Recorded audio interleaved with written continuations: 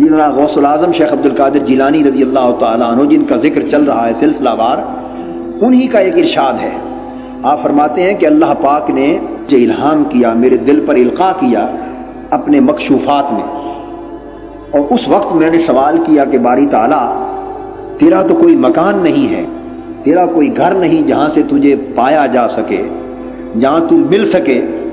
اگر کوئی تمہیں ملنا چاہے اور تمہیں پانا چاہے تو کوئی ٹھکانہ تو بتا دے، کہاں سے تلاش کرے، کہاں سے تلاش کرے. آپ فرماتے ہیں کہ اللہ جل مجدہ نے مجھے القاء کیا، فرمایا عبد القادر میرے بندوں کو بتا دے اگر مجھے تلاش کرنا ہے تو ٹوٹے دلوں میں تلاش کیا کرو، شکستہ دلوں میں تلاش کیا کرو، میں اکثر ان میں رہتا ہوں، شکستہ دلوں میں رہتا ہوں. مگر ہم تو شکستہ دلوں سے نفرت کرتے ہیں، ہم شکستہ دلوں سے نفرت کرتے ہیں.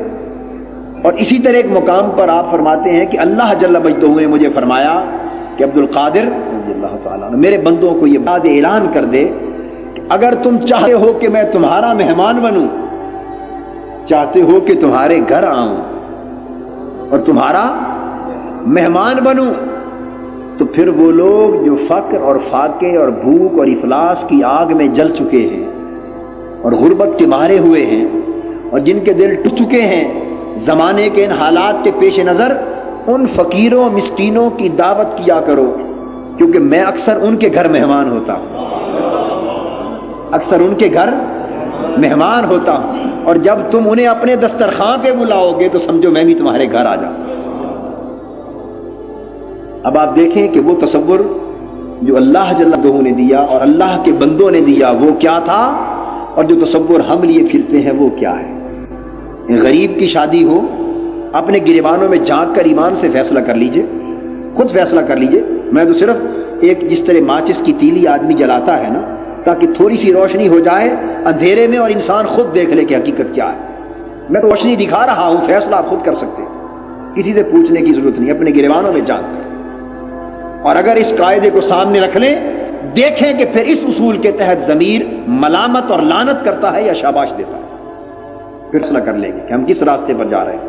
ایک غریب کی شادی ہو، اس کے بیٹے بیٹی کی شادی ہو اور وہ آپ کو دعوت دے اور آپ کے پاس وقت بھی ہو جانے کا، آپ 100 بہانے بنا کر اس کے ہاں جانے سے گریز کریں گے، کسی کے غریب ہے، نہ وہ آپ کے کام آ سکتا ہے، نہ آپ کو کچھ بگاڑ سکتا ہے، نہ آپ کو کچھ دے سکتا ہے، نہ آپ سے کچھ لے دوسرے معنی میں سکتا ہے. ویسے تو آپ یہ گمان کریں گے کہ لے گا ہی نہ، کچھ دینا تو اس نے کچھ نہیں، گریز کرتے ہیں.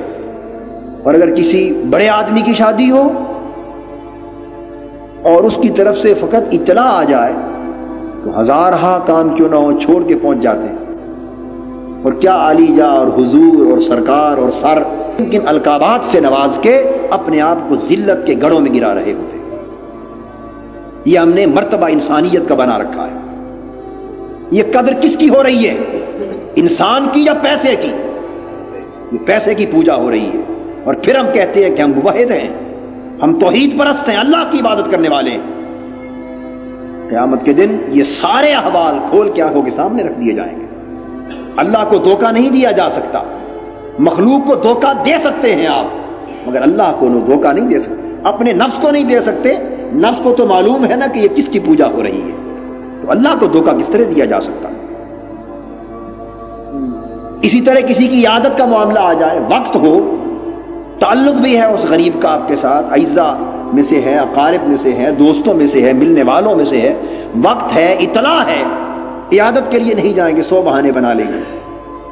مگر اس کے برعکس صورت ہو، ساری مصروفیات اور مشاغل ترک کر کے اس کے ہاں 100 بار جائیں، بلکہ دھرنا مار کے وہیں بیٹھے رہیں گے. یہ میں عیادت کا ثواب کما رہا ہوں. پوچھنے آ رہا ہوں کہ حضور علیہ الصلوۃ والسلام کی سنت ہے، کتنا دھوکہ اور مکاری کرتے ہیں اللہ کے دین کے ساتھ، اور ہمارا کردار کتنا گنانا اور بھیانک ہو چکا ہے. ہم شریعت کے تصورات کے ساتھ بھی دھوکہ کر رہے ہیں. ہمیں علم ہے کہ ہم حضور علیہ السلام کی سنت سمجھ کے نہیں جا رہے، ہم کسی اور مفاد کے لیے جا رہے ہیں. اگر سنت سمجھ کے جاتے تو حضور تو دیوانی غریب عورتوں کی عادت کو جایا کرتے تھے. جن گھروں میں سوائے دھوئیں کے کچھ نہ ہوتا ان کے گھروں میں جا کر بیٹھتے ان کی دلجوئی کرتے تھے.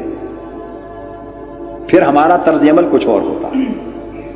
تو خیر بات میں یہ کر رہا تھا کہ اللہ جل مجدہ نے فرمایا کہ میں ٹوٹے دلوں میں رہتا ہوں،